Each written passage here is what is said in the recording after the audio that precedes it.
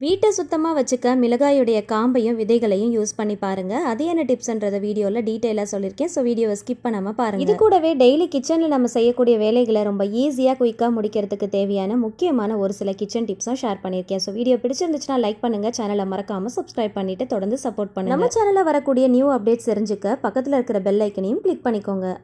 First tip என்னென்னு பார்க்கலாம். Mutton வேக வைக்கும் போது அதில் கொஞ்சமாக தேங்காய் சிரட்டையை போட்டு வேக வச்சிங்க அப்படின்னா மட்டன் ரொம்ப சீக்கிரமாக வெந்துடும். நல்ல சாஃப்டாகவும் இருக்கும், நல்ல டேஸ்ட்டாகவும் இருக்கும். ட்ரை பண்ணி பாருங்கள். அடுத்த டிப் என்னென்னு பார்க்கலாம். மண்சட்டியை நம்ம வாங்கின புதுசில் சீசனிங்லாம் பண்ணிட்டு தான் நம்ம யூஸ் பண்ண ஆரம்பிப்போம். ஆனால் ரொம்ப வருஷம் யூஸ் பண்ணுற மண்சட்டியில் இந்த ஒரு பிரச்சனை வந்துச்சு அப்படின்னா இந்த டிப்பை ஃபாலோ பண்ணிக்கோங்க. மண்சட்டியை அடுப்பில் வச்சு ஹீட் பண்ணும்போது இந்த மாதிரி நல்லா ஹீட் ஆனதுக்கப்புறமா உள்ளேருந்து எண்ணெய் வெளியில் வர ஆரம்பிக்கும். இந்த ஆயிலை ஒரு டிஷ்யூ பேப்பரோ இல்லை காட்டன் கிளாத்தோ வச்சு நல்லா தொடச்சி விட்டுடலாம்.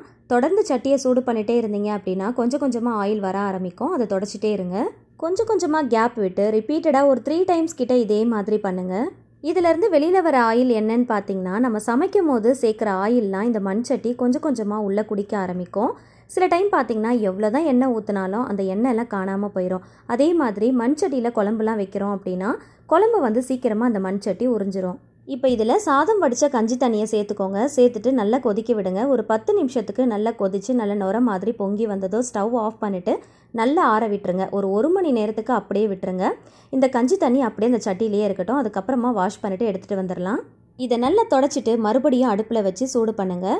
இப்போ பார்த்தீங்கன்னா லைட்டாக தான் ஆயில் வர ஆரம்பிக்கும். ஃபர்ஸ்ட் டைம் பார்த்தீங்கன்னா ரொம்ப அதிகமாக வந்தது இல்லையா, அந்த மாதிரி இல்லாமல் இந்த டைம் ரொம்ப லைட்டாக தான் வரும். இதே மாதிரி ஒரு 3 டைம்ஸ் கிட்ட ரிப்பீட்டடாக பண்ணிங்கன்னா கம்ப்ளீட்டாக இந்த ஆயில் வரது ஸ்டாப் ஆகிடும். மண்சட்டி வாங்கின புதுசில் உடனே யூஸ் பண்ணாமல் அதை கொஞ்ச நாளைக்கு சீசனிங் பண்ணி நல்லா பழக்கிட்டு அதுக்கப்புறம் தான் நம்ம யூஸ் பண்ண ஆரம்பிப்போம். அது எதுக்காகன்னு பார்த்தீங்கன்னா இந்த மாதிரி எண்ணெய் குடிக்காமல் இருக்கணுன்றதுக்காக தான்.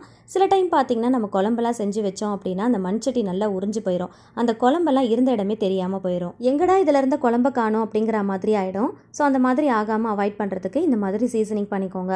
வாங்கின புதுசுலேயும் நம்ம பண்ணலாம். அப்படி இல்லைனா ரொம்ப வருஷம் நம்ம யூஸ் பண்ணிகிட்டு இருக்கிற மண்சட்டியில் இந்த மாதிரி பிரச்சனை வந்துச்சு அப்படின்னா இந்த மாதிரி ஒரு தடவை பண்ணிவிட்டு அதுக்கப்புறம் யூஸ் பண்ணி பாருங்கள். அந்த பிரச்சனை சரியாயிரும். அடுத்த டிப் என்னென்னு பார்க்கலாம். வெண்டைக்காயை நல்லா வாஷ் பண்ணிவிட்டு நல்லா தொடச்சி எடுத்துக்கோங்க. கத்தியில் கொஞ்சமாக லெமன் ஜூஸை அப்ளை பண்ணிக்கோங்க. வெண்டைக்காயை கட் பண்ணும்போது அதில் ஒரு விதமான வழுவழுப்பு தன்மை இருக்கும். ஸோ கட் பண்ணுறது ரொம்ப கஷ்டமாக இருக்கும்.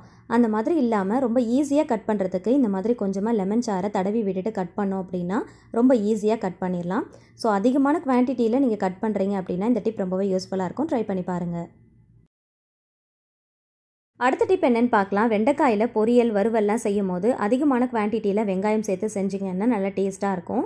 இது கூடவே கொஞ்சமாக லெமன் ஜூஸும் 1 டீஸ்பூன் அளவுக்கு சுகரும் சேர்த்து நல்லா வதக்கி விடுங்க. லெமன் ஜூஸும் சுகரும் சேர்த்து நல்லா வதக்கிறதுனால அதில் இருக்கிற வழுவழுப்பு தன்மை சீக்கிரமாக போயிடும். ஒரு மாதிரி பிசு பிசுன்னு வரும் இல்லையா, அது இருக்காது. அதே போல் வெண்டைக்காய் பொரியலோ இல்லை வறுவலோ செய்யும் போது நல்லா டேஸ்ட்டாக இருக்கும். கண்டிப்பாக ட்ரை பண்ணி பாருங்கள். அடுத்த டிப் என்னென்னு பார்க்கலாம். கருவேப்பிலையில் நம்ம வாங்கிட்டு வரோம் அப்படின்னா இந்த மாதிரி பாலிதீன் கவரில் டேக் போட்டு கொடுப்பாங்க. இதை அப்படியே வைக்கிற வரைக்கும் நமக்கு நல்லாயிருக்கும். இதை ஓப்பன் பண்ணிட்டோம் அப்படின்னா சீக்கிரமாக வந்து அழுகி போய் காஞ்சி போன மாதிரி ஆகிடும். ஸோ இதை எப்படி ஸ்டோர் பண்ணி வைக்கலாம் அப்படிங்கிறத பார்க்கலாம். பாலிதீன் கவருக்குள்ளே கொஞ்சமாக ஏர் ஃபில் பண்ணி அதில் டேக் போட்டு நல்லா டைட்டாக அவங்க கட்டிட்டு அதுக்கப்புறமா ஃப்ரிட்ஜில் வைப்பாங்க. ஸோ இந்த மாதிரி வைக்கிறதுனால நல்லாயிருக்கும். அதை ஒன்ஸ் நம்ம ஓப்பன் பண்ணி வெளியில் எடுத்துட்டோம் அப்படின்னா சீக்கிரமாக அழுகி போய் கெட்டு போயிடும். ஸோ அந்த மாதிரி ஆகாமல் அவாய்ட் பண்ணுறதுக்கு இந்த டிப்பை ஃபாலோ பண்ணிக்கோங்க. ஃபஸ்ட்டே வாங்கிட்டு வந்த உடனே அந்த பாலிதீன் கவர்லேருந்து எடுத்து இந்த மாதிரி ஒரு தட்டில் நல்லா விரித்து போட்டுக்கோங்க. ஸோ இதை வந்து நல்லா வாஷ் பண்ணி எடுத்துக்கோங்க. நல்லா வாஷ் பண்ணிவிட்டு அந்த ஈரம் எல்லாம் சுத்தமாக இல்லாத அளவுக்கு நல்லா காய வச்சு எடுத்துக்கோங்க.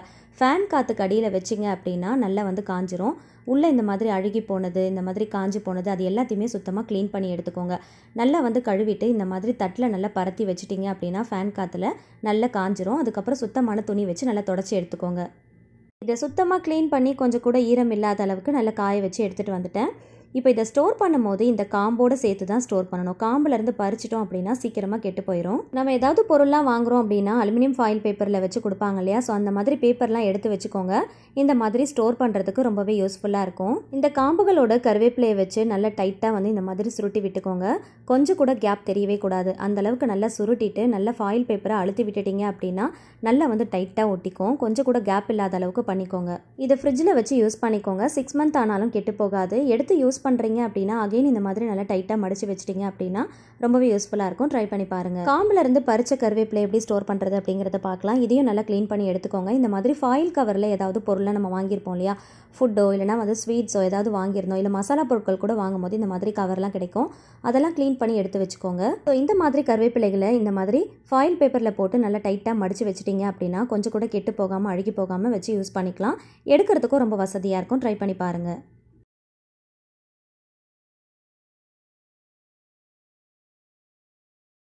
நல்லா மடிச்சுட்டு துணிக்காய வைக்கிற கிளிப்பை இந்த மாதிரி மாட்டி விட்டுக்கோங்க. இது அப்படியே எடுத்துகிட்டு போய் ஃப்ரிட்ஜில் வச்சிங்க அப்படின்னா வைக்கிறதுக்கும் எடுக்கிறதுக்கும் ரொம்பவே யூஸ்ஃபுல்லாக இருக்கும். ட்ரை பண்ணி பாருங்கள். இந்த மாதிரி கிளிப் போட்டு ஸ்டோர் பண்ணுறதுனால ஏர் டைட்டாகவும் இருக்கும். ஸோ பொருளும் வந்து கெட்டு போகாமல் வச்சு யூஸ் பண்ணிக்கலாம். கண்டிப்பாக ட்ரை பண்ணி பாருங்கள்.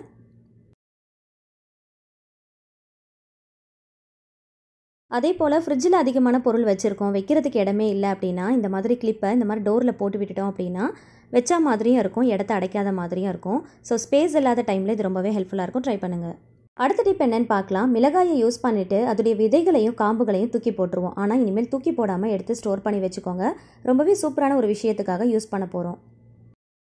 இந்த காம்பையும் விதைகளையும் ஒன்றா சேர்த்து ஒரு பவுலில் போட்டுக்கோங்க. இதில் ஒரு மூடி அளவுக்கு வினிகர் சேர்த்துக்கோங்க.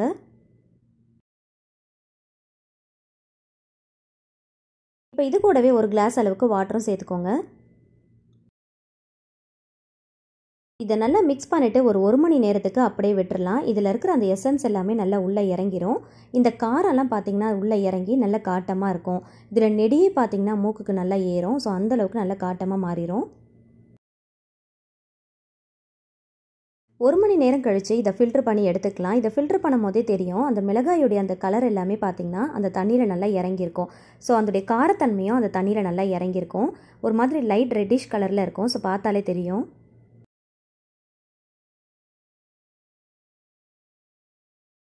இந்த மிளகாயுடைய எசன்ஸ் இதில் இறங்கியிருக்கிறதுனால அந்த கலரும் நல்லா பார்க்குறதுக்கு தெரியும். கை வச்சாலே எரியும், அந்தளவுக்கு நல்லா காட்டமாக இருக்கும். இதை ஒரு ஸ்ப்ரே பாட்டிலுக்கு அப்படி இல்லைனா ஒரு வாட்டர் பாட்டிலுக்கு ட்ரான்ஸ்ஃபர் பண்ணிக்கோங்க. உங்கள்கிட்ட ஸ்ப்ரே பாட்டில் இருந்துச்சுன்னா எடுத்துக்கோங்க. அப்படி இல்லைனா ஒரு சின்ன வாட்டர் பாட்டிலில் அதோடைய மூடியில் சின்ன சின்னதாக ஹோல்ஸ் போட்டு ட்ரான்ஸ்ஃபர் பண்ணி எடுத்துக்கோங்க. நமக்கு தேவையான லிக்விட் ரெடி ஆயிடுச்சு. இது செம்ம எஃபெக்டிவாக இருக்கும். இது 3 விஷயத்துக்காக யூஸ் பண்ண போகிறோம். என்னன்றதை பார்க்கலாம். வீட்டில் பல்லி கரப்பாம்பூச்சியுடைய நடமாட்டங்கள் அதிகமாக இருக்கிற இடங்களில் இதை ஸ்ப்ரே பண்ணி விட்டுட்டிங்க அப்படின்னா இந்த நெடிக்கு பல்லி கரப்பாம்பூச்சிகள் சுத்தமாக வரவே வராது. அதே போல் வீட்டில் செடியெல்லாம் வளர்க்குறோம் அப்படின்னா அதில் கொஞ்சம் பூச்சி அரிச்சா மாதிரி ஆகிடும் இல்லையா. ஸோ அந்த மாதிரி ஆகாமல் இருக்கிறதுக்கு இந்த மாதிரி வீக்லி ஒன்ஸ் ஸ்ப்ரே பண்ணி விட்டுட்டிங்க அப்படின்னா அந்த மாதிரி பூச்சி அரிச்சா மாதிரி ஆகாது. இது செடிக்கு ஒரு நல்ல உரம் மாதிரியும் இருக்கும். ஸோ கண்டிப்பாக ட்ரை பண்ணி பாருங்கள். லைட்டாக ஸ்ப்ரே பண்ணாலே போதும். அதே போல் சிங்க்குக்கு அடியில் அந்த பைப் போகும் இல்லையா, அந்த இடத்துலலாம் ஸ்ப்ரே பண்ணி விட்டுக்கோங்க. கரப்பாம்பூச்சியுடைய தொல்லைகள் இருக்காது.